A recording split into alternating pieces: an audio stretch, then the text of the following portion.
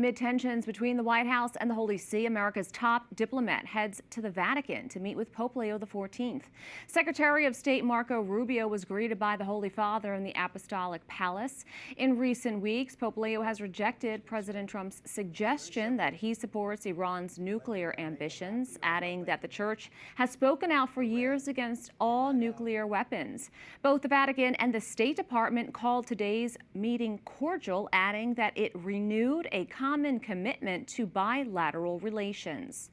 The Holy See Press Office published a statement saying, in part, views were exchanged regarding situations on the regional and international levels, with particular attention given to countries experiencing war, political tensions, and difficult humanitarian situations, as well as the need to work tirelessly for peace. Meanwhile, the State Department released this statement saying the meeting underscored the strong relationship between the United States and the Holy See and their shared commitment to promoting peace and human dignity. Joining us now is Francis X. Rocca, Senior Vatican Analyst for EWTN News. Thanks so much for coming back on. Thank you. Now, the White House says the message to Iran was very simple, that it cannot obtain a nuclear weapon. Meanwhile, the Holy See has often spoken about the dangers of nuclear warfare. So it sounds like both President Trump and the Holy Father are in agreement on this point, but yet there have been ongoing tensions. Do you think whatever the issue was has been resolved? Well, I think it was probably had been resolved already when the Pope traveling in Africa had rebutted President Trump and said he wasn't afraid of the Trump administration. But then he said, I don't want to have a debate. I'm not a politician. Then President Trump, again this week, accused Pope Leo of wanting Iran to have a nuclear weapon. And then the Pope had to say, if you're going to criticize me, do it truthfully. So he shot back. So I think, we saw the meeting today with Secretary of State, U.S. Secretary of State at the Vatican. There are attempts on both sides to try to smooth things over, but the president will say what it comes into his head, I guess, and that's always a wild card. The Vatican statement referenced countries suffering from war, political tensions, and humanitarian crises. Which global hotspots do you believe were likely central to the talks beyond Iran?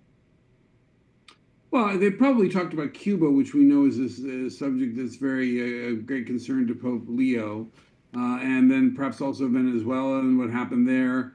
I think there's unfortunately no limit to the number of countries that have these problems. It was interesting that the Vatican statement said that they had an exchange of views, which is highly neutral language. It wasn't either expressing harmony, but nor disagreement. So I think there's an attempt to sort of preserve a relationship which has been tested, let's say, in the last few weeks. They also described it, I believe, as cordial talks. We do know Secretary of State Rubio met with the Vatican Secretary of State, Cardinal Pietro Parolin, today as well. How would the nature of that meeting be different from the one with the Holy Father? Well, I think usually when a visiting head of state, of course, that's not the case with Marco Rubio, we can assume it follows the same pattern because the order was the same. They get into more detail. They're more likely to get into specific issues and specific disagreements with the Secretary of State or the Secretary for Relations with States. So that was a probably more technical and perhaps a more frank conversation. With the Pope, I think things tend to remain at a more general and decorous level. How important is the continued Vatican-U.S. relationship under this papacy, especially as global conflicts increasingly intersect with religious freedom and humanitarian concerns?